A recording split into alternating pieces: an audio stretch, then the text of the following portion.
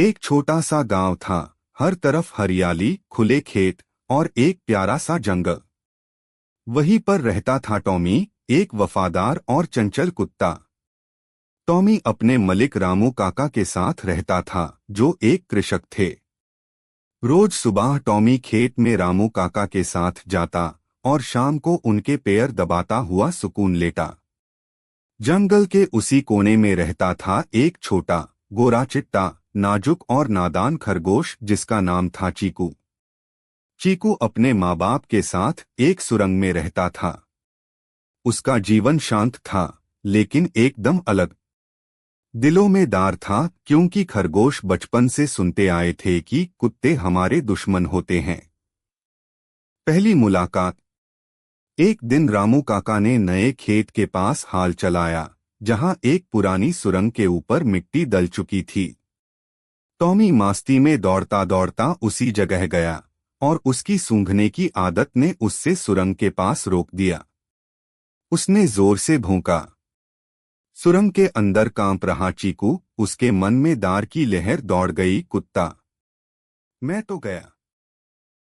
लेकिन जब चीकू धीरे धीरे बाहर निकला तो देखा टॉमी सिर्फ क्यूरियस था। भौंका भी, पर उसकी आंखों में क्रूरता नहीं थी। चीकू ने थोड़ा हिम्मत किया और एक कदम आगे बढ़ा। टॉमी पीछे हट गया। फिर दोनों ने एक दूसरे को देखा। FIR चीकू बोला, तुम मुझे खाओगे नहीं? टॉमी हंस दिया, पागल हो क्या?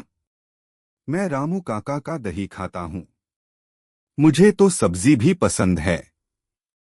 दोनों हंस पड़े। ये थी दोस्ती की शुरुआत। दोस्ती गहरती गई। अगले कुछ दिनों में चीकू और टॉमी हर दिन मिलने लगे। टॉमी रामू काका के साथ आता और चीकू जंगल से चिपके चिपके आता। दोनों कभी आम के पेड़ के नीचे बैठते, कभी तालाब के पास खेलते। चीकू ने टॉमी को गजर खिलाना सिखाया और टॉमी ने चीकू को पानी में पैर भिगोना। चीकू ने टॉमी को शब्द सिखाए, चीकू मतलब मिठास, और टॉमी ने चीकू को फेच का मतलब सिखाया। एक दिन दोनों ने मिलकर एक छोटी सी झोपड़ी बनाई, जिसमें दोनों छुपकर बातें करते थे। सपने, डर, मजाक और दोस्ती। मुसीबत का समय। एक दिन गांव के पास से शिकार करने वाले कुछ लोग आए। उन्होंने जंगल में जाल बिछाए और शिकार पकड़ने की तैयारी शुरू की। चीकू उस जाल में फंस गया। उसके पैर उलझ गए और वो जोर जोर से चिल्लाने लगा। टॉमी ने दूर से उसकी आवाज सुनी और बिना सोचे समझे जंगल की तरफ दौड़ा। उसने चीकू को देखा। खून बह रहा था, लेकिन आंखों में भरोसा था। टॉमी ने छोटी जाल खींची, चबाई और चीकू को बाहर निकल दिया। तभी शिकारी आ गए। टॉमी ने उन पर भौंका, दौड़ा और उनका ध्यान हटाया।